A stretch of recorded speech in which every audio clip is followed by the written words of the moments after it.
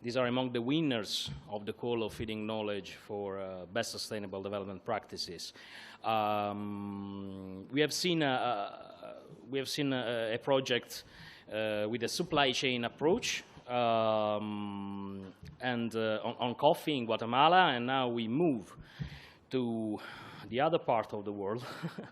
So we have this project. The next presentation is from Nicolay.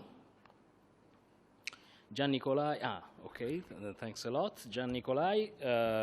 It is about farmer researcher networks and North-South partnership to transform West African agriculture and society towards sustainability, justice and wealth. Please, Nicolay. Buongiorno, ma io devo continuare in inglese perché è un po' più chiaro se parlo in inglese. So we go to West Africa, and I try to explain in 10 minutes what this best practice is about, and it's about an approach. It's now about a methodology. So myself, I'm a scientist within FIBL. FIBL is a research institute for organic agriculture, so it is important to know that the focus on this project is, or the entry point is organic or ecological farming.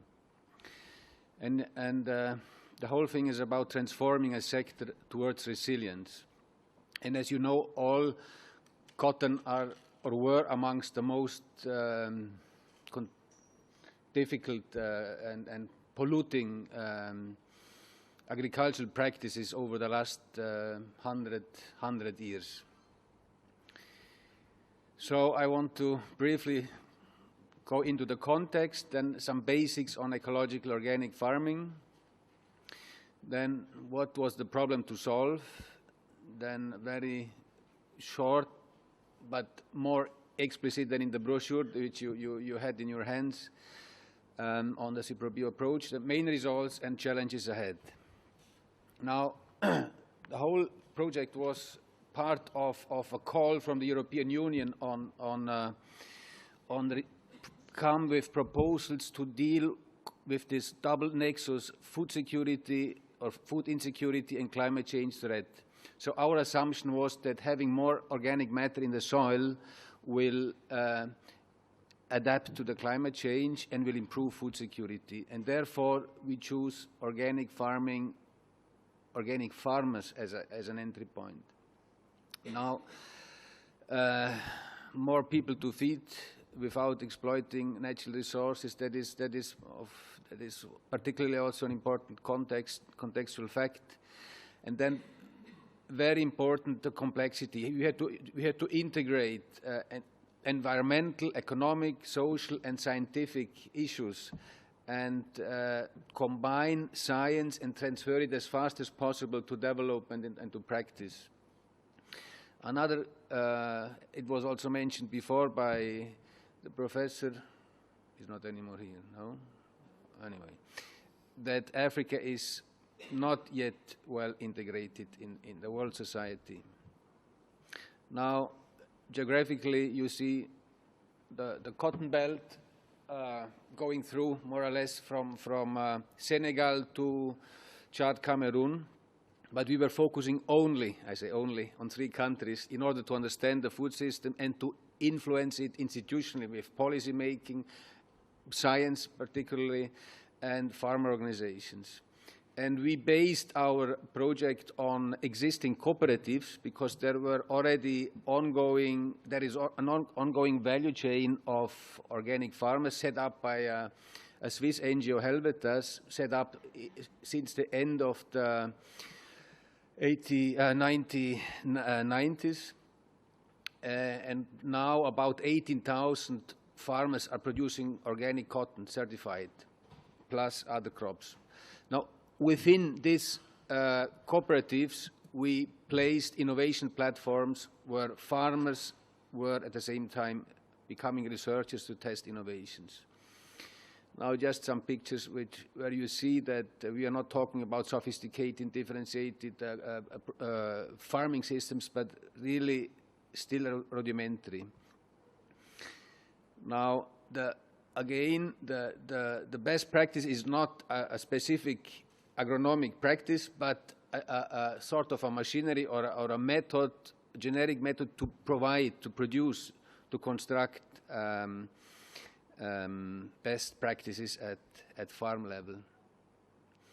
Now, a main, also very important context for us was the North-South divide. Therefore, we had in our partnership, we have partners from the 3 African countries, research, farmer organizations, industry, and we from Europe as trying to help to align these different scientific disciplines and societal actors.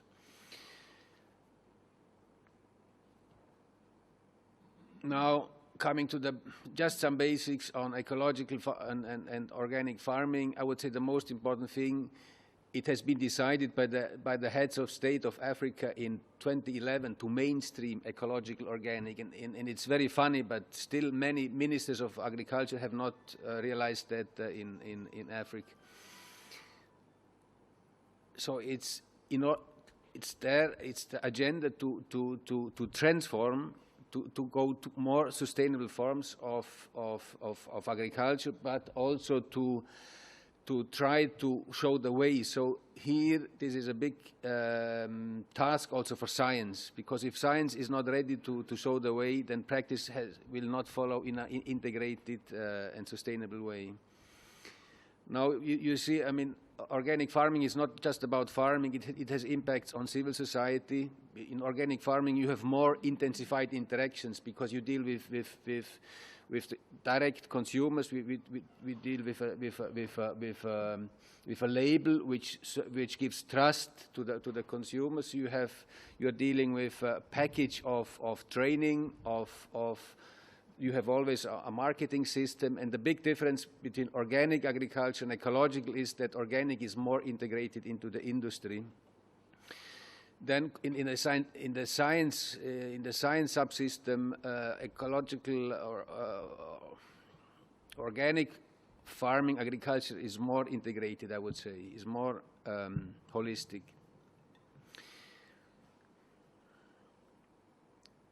This, I think we can skip, but this is just shows that organic is also a movement, is also social movement. I mean, organic farming was developed about 90 years ago in India, in China, and in Europe, of course. And today we have still a competition between farms. And even within FAO makes a clear distinction between agroecological farming and organic farming. But, and if you go, and if you talk to people, even here at the Expo, and you ask them, and I ask them often, why don't you have organic products in your pavilions? And then they say, well, we have organic. They say, no, this is not organic, this is natural. So people still don't make the distinction between organic and natural. And economically speaking, the difference is a price premium of 10 to 50%. So it's not nothing. I mean, the key 4 principles of organic is health, ecology, fairness, and care. Then what was the problem to solve of our project? Degraded soils was the most important. And the soils are the base of farming. The soils are eventually also the base of civilization. So if the soils are destroyed, we are in trouble. Food insecurity and poverty, climate change, low productivity, inefficient value chains, and we are talking here not only about cotton value chains, because all the cotton farmers are cereal farmers. They produce maize and sorghum. They produce peas and other things. The neglect of agriculture. Politicians still don't tap into the potential of agriculture for the economic development. And also technological and social disconnection. So basically not enough resilient cotton food systems in West Africa. That was the problem. So what to do? We had to translate this problem into socio-economic logic, so try to improve the cooperation among the key actors and provide more scientific data on the feasibility and efficiency of larger organic food and fiber systems. Now the main methods which we applied, and this is maybe most pertinent factor which contributed to our results is that we had social science as a lead science. I myself, I'm an agronomist and sociologist, so that helped me to communicate with the different specialists of soil and seed and entomology and agronomy, etc., and of course economy. So we applied also theories and concepts which helped us to understand and to read the context and to integrate it into a management structure based on subsidiarity, which brought results. Now, this is how the involved partners. You see, we have on the right side. In each we have 3 countries. In each country, we had the National Agricultural Research Institute, and we had the farmer organization. And at the same time, we had also Helvetes, the Swiss NGO, which had developed the cotton value chain. And they created networks. So we created 3 networks which were more or less autonomous, but we had annual meetings once a year. Now, the transdisciplinarity was a key element of our method. So we had these 5 scientific disciplines, and we conceived science as a subsystem of society. Science is not outside society. Science is part of society. And within the society, the society actors, so where we could tap into indigenous knowledge and the knowledge of the economic and political practitioners, they were involved within the planning and implementation phases of the project. I will skip this because it goes a bit too far, but you see that we had to try to integrate all the different levels of capital from nature, human, farm level, society level, and from local up to global level, because cotton is a global. My whole modern society. Capitalism started with cotton, no, 200 years ago. So cotton is the most globalized product maybe today. So we had to understand the links and the drivers and the dynamics. We had to include all these different levels of capital. So we distinguish between the 6 forms of capital, from biophysical, human, economic, social, cultural, and symbolic, to make the observations and to understand what is going on in this different context within at national level as well as local level. So this we can describe as sort of a web of life, going from the soil up to the United Nations and the global food conventions and policies. I will skip on that, but just to that you see, we have 4 main axes: research, markets, farmer communities, and policy makers. And here you see mainly that these 4 geographic levels: field and farm level. Everything started at field level to test, for example, the new innovations on how to improve soil fertility, how to produce biopesticides which can replace toxic pesticides which cause problems mainly for women, etc. I will skip this. How much time is left? Huh? 2 minutes. Yeah. So this summarizes a bit the conceptual framework of our analysis, and so we tried to understand, to make the distinction between nature, people, and society. And often people mix up different concepts and therefore making it difficult for different stakeholders with different interests to find collaborative work.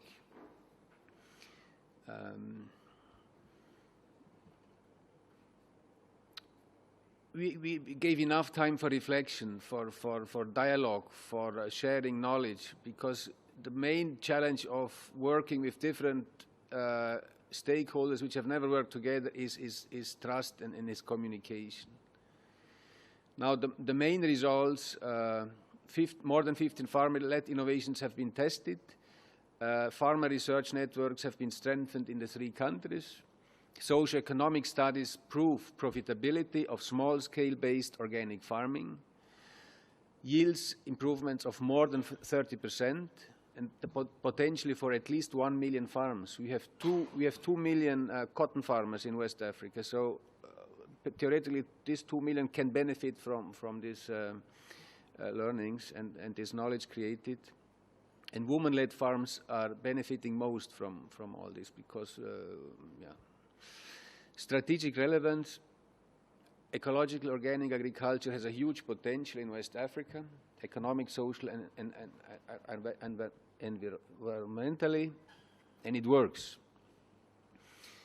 Then the best practices of the Syprobio approach has generated operational best practices on soil fertility, plant health, seed testing, adapted to climate change, cropping diversity, and dissemination with ICT, Bluetooth technology. We have found out that all the farmers use mobile phones to share information, so some of the best practices, we made videos, and the farmers are now sharing them via Bluetooth from peers to peers. So we hope to reach the 100,000 farmers by 2018.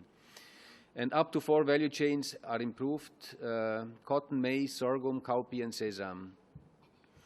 I skipped this. Now the challenge is ahead to improve the management capacity of the farmer organizations. They are still the weak point.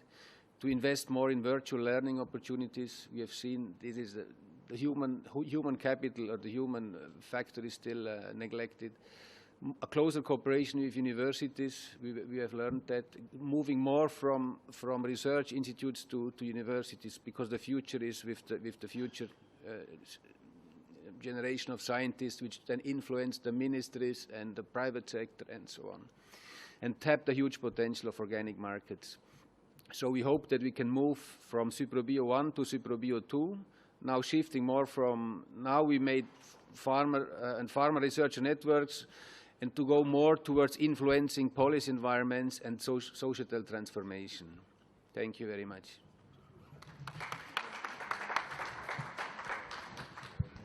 Any question from the audience on this project? There is one question. Please, can you come? Can you approach it? Just to understand, to know if the project accompany the farmers also in the market, in the commercialization of organic cotton. This project was like a parasite on an existing project, which is already helping the farmers to get access to the market, and this is going on.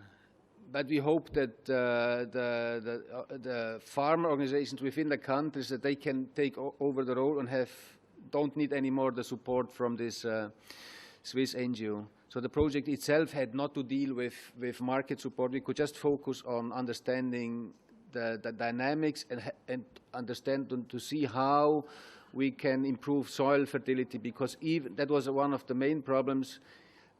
Even the organic farmers had the problem to maintain soil fertility. And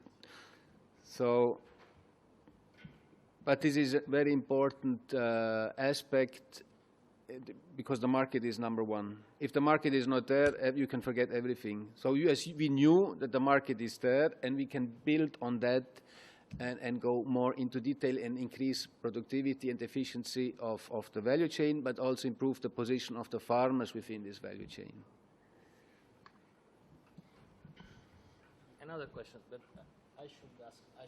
Please come. Can you approach to the stage, please? Because otherwise, come.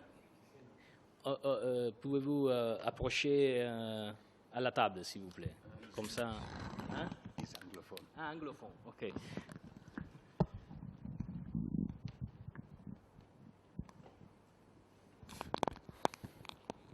I want to know about organic farming, which they said in Europe is organic farming, and what you are saying here. You have differentiated that there are differences between organic farming in Europe and what you are saying now. For time being, the organic standards are global, and there is no differentiation between an organic product in Europe and an organic product in Africa. But now the discussion is going on to have a contextualized definition of organic. And therefore, in Africa, we speak of ecological organic, just to make clear that it is not necessarily the same concept as in Europe, in order to make it more integrative for the domestic markets, because for time being, organic products in Africa were to 100% exported, more or less to 100%, because they fetch better prices outside Africa. So what we try to promote is organic, which is more differentiated, which taps also the domestic markets. Thank you, Gian Nicolay, for your for your presentation. And yes, the cotton is a global commodity.